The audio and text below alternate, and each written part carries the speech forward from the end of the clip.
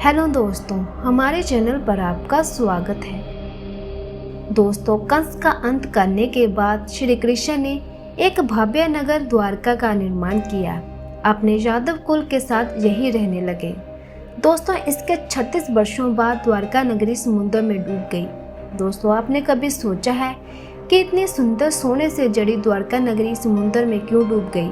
तो चलिए दोस्तों, आज हम आपको बताएंगे कि श्री कृष्ण की द्वारका नगरी कैसे और क्यों डूबी थी। तो कथा शुरू करते हैं।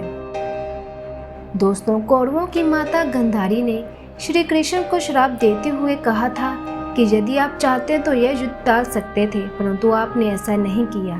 जिस तरह मेरे कुलवासी आपस में लड़ते हुए मर गए, उसी तरह आपके कुलवासियों का नाश भी एक दूसरे से लड़ते हुए हो जाएगा।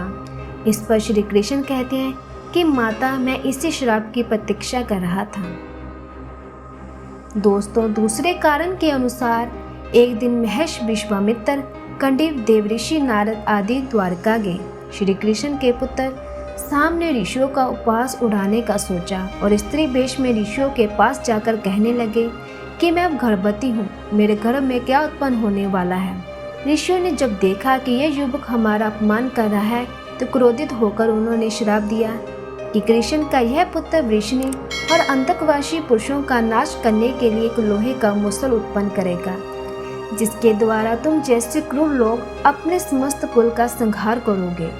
उस मसल के प्रभाव से केवल श्री कृष्ण और बलराम ही बचे रहेंगे। दोस्तों, श्राप के प्रभाव से दूसरे दिन ही शाम ने एक मुसल उत्पन्न किया। यह बात जब राजा उग्रसेन को पता चली तो उन्होंने उस मुसल को चुराकर समुद्र में डलवा दिया। इसके बाद राजा उग्रसेन और श्री कृष्ण ने नगर में घोषणा करवा दी कि आज से कोई भी वृषणी और अंतकवंशी अपने घर में मदिरा तैयार नहीं करेगा। गंधारी के श्राप को अब सत्य करने का समय आ गया था।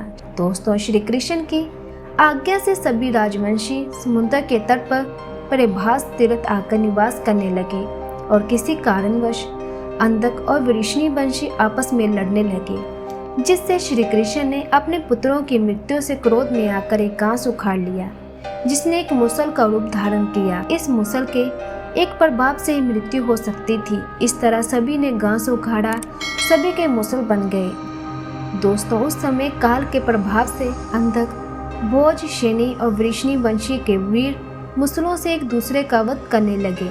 यह सब गंधारी और ऋषियों के श्राप की वजह से संभव हुआ। दोस्तों, कथा के अनुसार श्री कृष्ण ने अर्जुन को बुलावा भेजा और बलराम को वहीं प्रतीक्षा करने को कहा।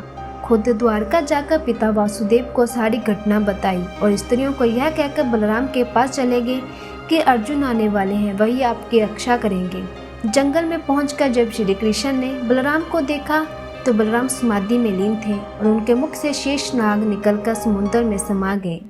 अंत बलराम जी ने देख त्याग दी। यह सब देखकर श्री कृष्ण महासमाधि में लीन होकर वहीं लेट जाते हैं। दोस्तों, एक जरा नामक शिकारी श्री कृष्ण पर हिरण समझकर एक तीर चला देता है। जब उनको पता चलता है कि वह कोई हिरण नहीं श्री कृष्ण थे तो शिकारी उनसे क्षमा मांगता है। तो श्री कृष्ण ने उसे अभिशासन दिया और अपने परमधाम चले गए। तो दूसरी ओर संदेशा मिलने पर अर्जुन द्वारका पहुंचते हैं। अर्जुन को देखकर सभी रानियां रोने लगती हैं। दोस्तों, उस समय यह माहौल बहुत ही दुखदायी बन गया था।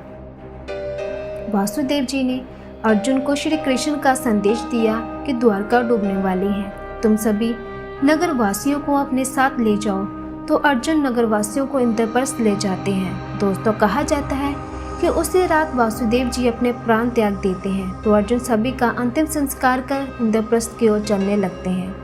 दोस्तों, कहा जाता है कि जब नगरवासियों ने द्वारका छोड़ी, उसी समय द्वारका नगरी समुद्र में डूब गई। यह दृश्य देखकर सभी को बड़ा आश्चर्य हुआ। दोस्तों, कुछ ही वर्षों पहले गुजरात के ऐतिहासिक द्वारका नगरी की खोज की गई थी, जिसके बारे में जानकर हर कोई हैरान था, जो आज भी गहरे समुद्र में मौजूद है श्री कृष्ण की द्वारका नगरी। दोस्तों, ऐसी और सी वीडियो देखने के लिए हमारे चैनल को सब्सक्राइब करना ना भूलें। धन्यवाद।